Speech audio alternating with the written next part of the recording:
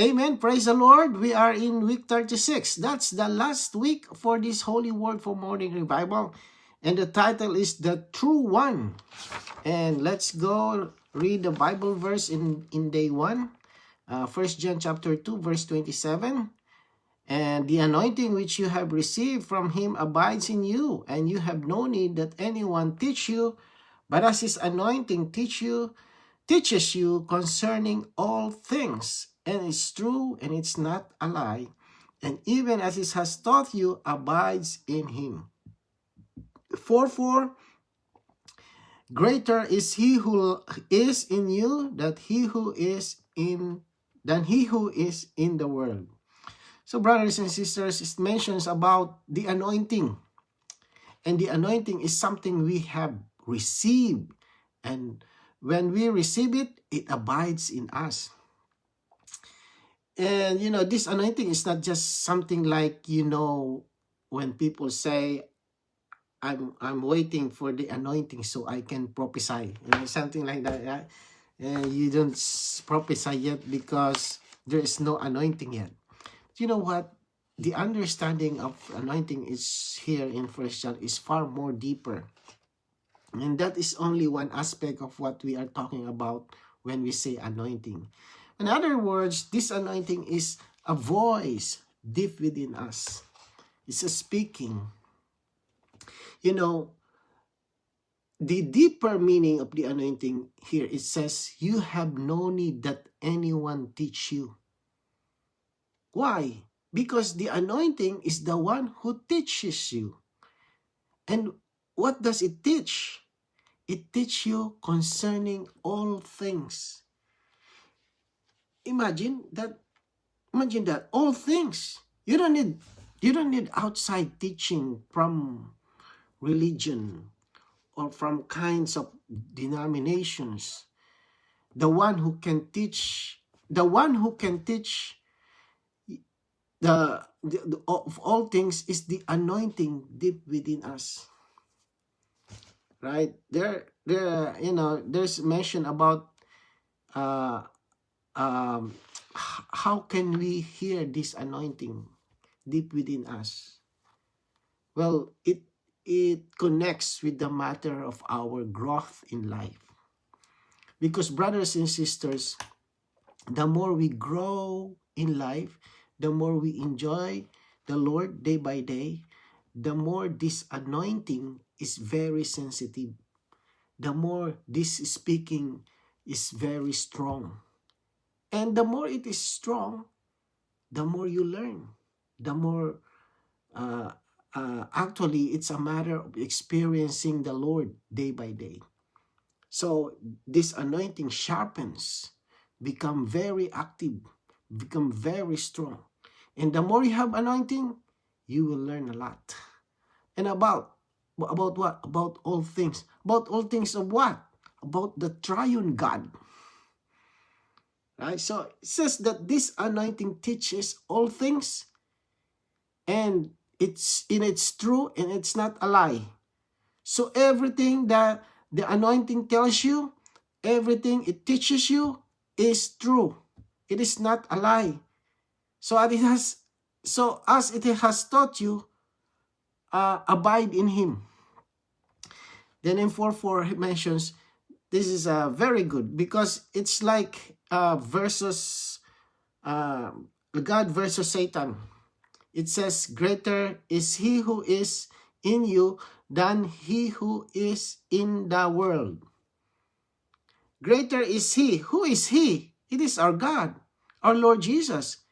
And he is in you. And who is the one in the world? That is Satan. So this is Satan versus God. Everything that Satan tells you is a lie. But when we go to the Lord Jesus is the anointing within us. And he tells you all the truth. Right? He is not lying. Satan is the liar. But God is true. So who is the true one here? The liar? The liar or the one who tells the truth? Of course, the true one is God himself, the Lord Jesus. This verse shows us clearly the difference between the enemy and God. Because the enemy, it confused the people, the thoughts about the triune God. Because on the time of John, there is a lot of confusion about the believers, about the teaching. That's why John is telling the believers during his time that you don't have to listen to those teaching. Just listen to your anointing, because the anointing will teach you everything, all of all things, right? So, what is this? Do you mean it means it's about enjoying, experiencing the Lord, and it's about growing in life. It's not about planting a knowledge about the triune God. It's not about that. What John is focusing is about enjoying the triune God, so that your anointing will be sharpened and be very strong, and this anointing will tell you all things. Okay, I hope it's clear. Let's read the paragraphs. Let's read the two paragraphs. The concern of the Apostle John is in writing his 3 epistles was the enjoyment of the triune God. This is also our concern today. Instead of the enjoyment of the triune God, Christians have religion with doctrines, creeds, rituals, and practices. With religion, there is all manner of vanity. We, however, need to be careful not to merely talk about truth, reality, without having the genuine experience of the divine reality. Let's continue. The reality is the Father in the Son, and the Son as the Spirit dispense into God's chosen, redeemed, and regenerated people, so that they may enjoy Him as their life supply, and everything in the new creation life. Actually, this truth, the reality, is the enjoyment of the triune God. So these paragraphs shows us what was in the heart of Apostle John. So his concern in writing his epistles was not religion, but the enjoyment of the triune God. Today, many Christians have doctrines, creeds, rituals, practices, but they miss the enjoyment. Without enjoyment, everything becomes nothing, vanity. So we are also warned, not only talk about truth and reality, even the right truth can be empty if we do not have the real experience. So the divine reality is the Father in the Son, and the Son as the Spirit dispense into us. And this dispensing is so that we may enjoy God as our life and life supply. Actually, this enjoyment of the triune God is the real Christian life. So let's read today's reading. The fact that John's writing is based on the believer's growth in life should cause us to realize that if we would understand the Trinity, we must be in the process of the growth in life. Oh, I mentioned this already in the verses. If we are not in the line of life, pursuing the growth in life, we will not be able to understand anything concerning the divine Trinity. So, this shows us that everything John writes is based on the believer's growth in life. So this means that understanding the divine Trinity is not by a matter of knowledge or doctrine. It is a matter of life and growth. And if you understand this through the life and growth, you will not be deceived by the enemy's lies. That the triune God is not triune. They are separated. They are three, not one. That's the lie of the enemy. But if we are growing, continuously growing, this anointing will be more sharp and telling you the right truth. And it's not a lie. So if we want to understand the Trinity in a real way, we must be in the process of growing in life. If we are not pursuing life, if we are not on the line of life, then even if we hear teaching about the Trinity, we will not really understand them. So the key point here is this: life comes first as we grow in life. The understanding of the divine Trinity becomes clear and real. Without growth in life, we cannot truly understand about the divine Trinity. Maybe understand it, maybe we can understand it in the explanation, right? Or maybe in the life studies, but not in experience. So let's read the next paragraph. When the triune God as revealed in this portion is ministered to believers who are not growing in life, they do not have any understanding or appreciation of what they hear. But when this is ministered to the seeking ones who are growing in life, they can understand what is ministered and are helped by it. They are very responsive when we speak concerning the self-inclusive, compound, life-giving Spirit, who is the process triune God. However, those Christians who are not in the line of life and who are not growing in life may wonder what we mean by such terms as all-inclusive, compound, life-giving, and process.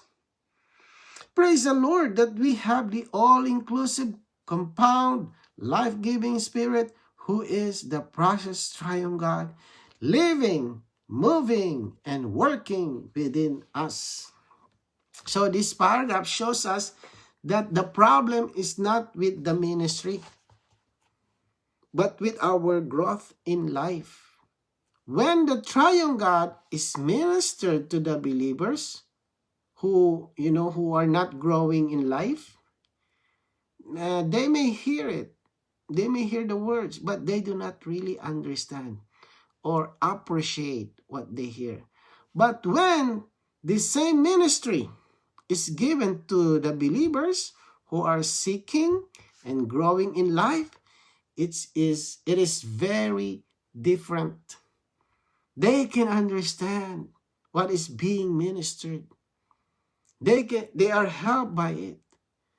Their response when we speak about the all-inclusive, compound, life-giving Spirit, who is the process triune God. Brothers and sisters, when you hear about life-giving Spirit, what do you feel? Do you feel something enjoying? When you feel something enjoying, praise the Lord, you understand the life-giving Spirit. And it is a matter of growth in life.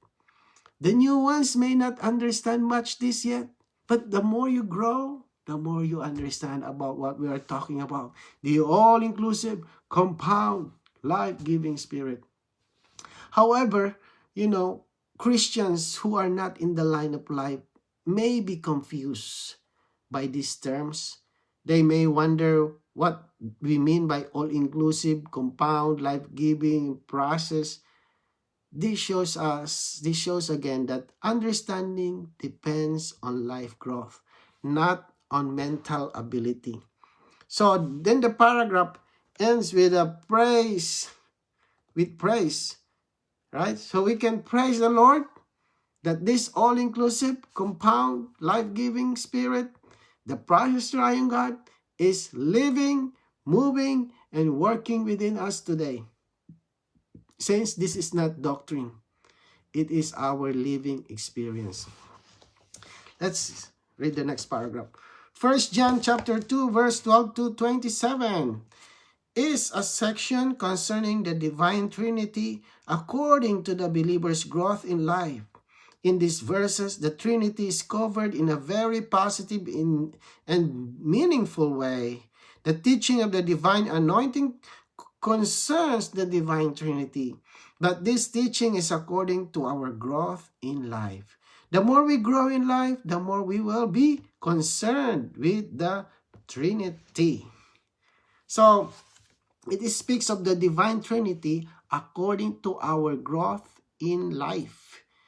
The Trinity here, right? The Trinity here is not presented as doctrine, but in a living and a meaningful way. So the teaching of the divine anointing is actually a teaching of the Trinity, and it depends on how much we grow in life.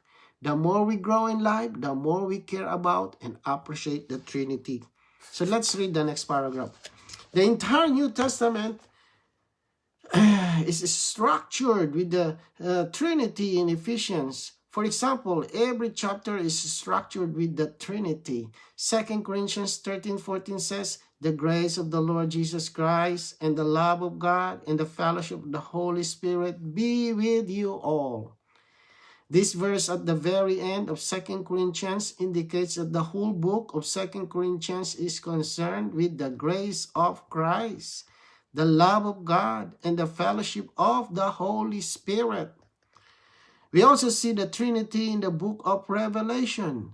Grace to you and peace from Him who is, and who was, and who is coming, and from the seven spirits who are before His throne, and from Jesus Christ, the faithful witness, the firstborn of the dead, and the ruler of the kings of the earth. Here we see that the mysterious book of Revelation opens with the Trinity, for in this book also the Trinity is the basic structure. If the divine Trinity were removed from the scriptures, there would not be any reality of the divine revelation in the scriptures. So this paragraph shows us that the divine Trinity is the basic structure of the entire New Testament. If it is just the Father and no Son, God cannot be a basic structure. He should be triune. But praise the Lord, He is triune. Right? This is, this word is not something added, but but something built into, this truth is something built into every book. If the Trinity were removed from the scriptures, there would be no real divine revelation, because this is the case understanding that the Trinity is not mainly a matter of knowledge. There is a lot to understand, but the way to understand it is through experience. John is not pointing us to learning the Trinity only in words, but to experience the triune God in life. So as we grow in life, our understanding of the triune God becomes clearer. The more we grow, the more we understand. This is why growth in life is so important. And God must be triune, 3 in 1, because He is the basic structure of the divine revelation. And this structure is understood by us through life growth and experience, not just teaching. Okay, let's read the last paragraph. In 1 John, only 16 verses are devoted to the mysterious, all-inclusive compound anointing. If we study these verses carefully and get into the depths of them, we will see that the divine Trinity is here and that the Trinity is covered according to the growth in life of the believers. So, in only a small section, right, in this paragraph, 16 verses is devoted to the mysterious, all-inclusive, compound anointing. But even though it is a small portion, it is very deep. So if we carefully study these verses and get into their depths, we will see that the divine Trinity is fully there. However, this revelation of the Trinity is not given in a doctrinal way. It is covered according to the believer's growth in life. So brothers and sisters, Hopefully, we experience the Lord Jesus, the triune God, day by day, moment by moment. And the more we have this, the more our anointing will be very sensitive, very, very, very strong. And the more it teaches us of all things about the triune God. So we will not be deceived by those outside teaching, but rather we rely on the teaching deep within us, which is the anointing. Amen. Praise the Lord. Lord Jesus, thank you, Lord, that you are our anointing deep within us. And this anointing teaches us everything. Lord, guide us day by day, that the more while we are taking this way in the church life, Lord, the more we grow in you. Because the more we grow in you, Lord, the more we understand you, the more we enjoy you, the more we the more we will not be deceived by the enemy. So praise the Lord Jesus. We praise you, Lord. Amen.